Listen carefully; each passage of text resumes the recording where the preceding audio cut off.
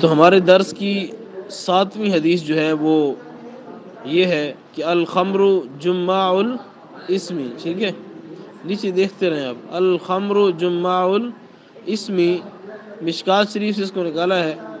صفحہ مشکات کی جو قدیم کتب ہے ان میں 444 صفحے پر یہ حدیث موجود ہے کہ شراب، الخمر شراب کو کہتے ہیں، کہ شراب جماع الاسمی گناہوں کی جڑ ہے، اور راوی اس کے کون ہیں؟ حضرت حذیفہ رضی اللہ عنہ۔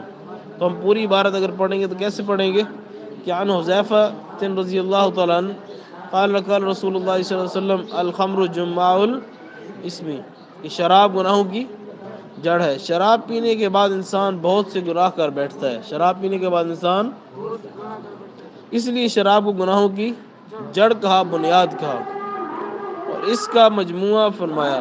مطلب یہ ہے کہ بہت سے گناہوں کا احتمال ہے، اسی سے لڑائی جھگڑے ہوتے ہیں، حادثات ہوتے ہیں، ٹھیک ہے جی،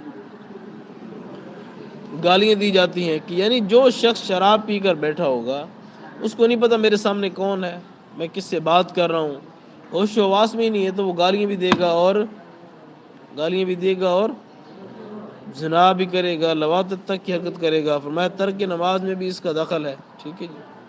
تو ہمارے سامنے مختصر یہ بات آ گئی کہ شراب جو ہے وہ ہر گناہ کی جڑ ہے، شراب ہر گناہ کی۔ تو اس کی لغوی صرفی تحقیق کی طرف چلتے ہیں کہ خمر کے بارے میں فرمایا کہ یہ مونس سمائی ہے۔ کیا ہے؟ اس کو آپ نے صرف ناو میں بھی ایک مرتبہ پھر دیکھ لینا ہے کہ مونس سمائی کیا ہوتا ہے، ٹھیک شو۔ ابن حاجب نے مونسات سمائیہ میں خمر کو بھی شمار کیا ہے۔ اس کا لغوی معنی ہے انگوری شراب، لغوی معنی کیا تھا؟ اور جماع مصدر ہے، جمال کیا ہے؟ ٹھیک ہے، فتح یفتو سے اس کا معنی ہے جامع ہونا، کیا ہونا؟ یعنی ایک دوسرے کے ساتھ مل جانا۔ فرمایا جمعہ بھی پڑھ سکتے ہیں، اور یہاں پر جمعہ ہی پڑھا گیا ہے۔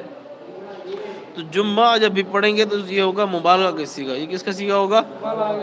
جب مبالغہ کا صیغہ ہوگا تو اس کا مطلب ہوگا گناہوں کی جڑ اور ام الخبائث، ٹھیک ہے، یعنی ہر گناہ کی ماں، اسم کا معنی ہے ناجائز فعل، ٹھیک ہے، اور اس کی جمع آتی ہے آثام، ٹھیک ہے، اسم کی جمع کیا آتی ہے؟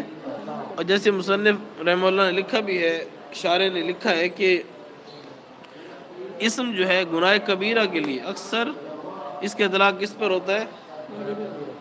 زیادہ تر گناہ کبیرہ کے متعلق کہا جاتا ہے یار یہ اس نے گناہ کر دیا، گناہ اتنا بڑا شمار کیا جاتا ہے۔ اچھا تو اس کا بھئی ترکیب دیکھ لیں۔ الخمر مبتدا، جمعہ مضاف، الاسم مضاف الیہ، مضاف الیہ مل کر خبر ہوئی مبتدا کی، ٹھیک ہے، مبتدا خبر سے مل کر کیا ہوا؟ جملہ اسمیہ خبریہ ہوا۔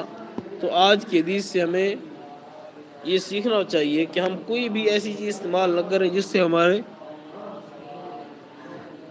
دل و دماغ پر نشہ چڑھے، اور جب نشہ چڑھے گا تو ہم اول تو نمازوں سے، نیک اعمال سے دور ہو جائیں گے۔ تو ہمیں ان چیزوں سے بچنا چاہیے، ہر اس مقام پر سے بچنا چاہیے جہاں پر ایسی حرکات و سکنات ہو رہی ہوں، ٹھیک ہے جی۔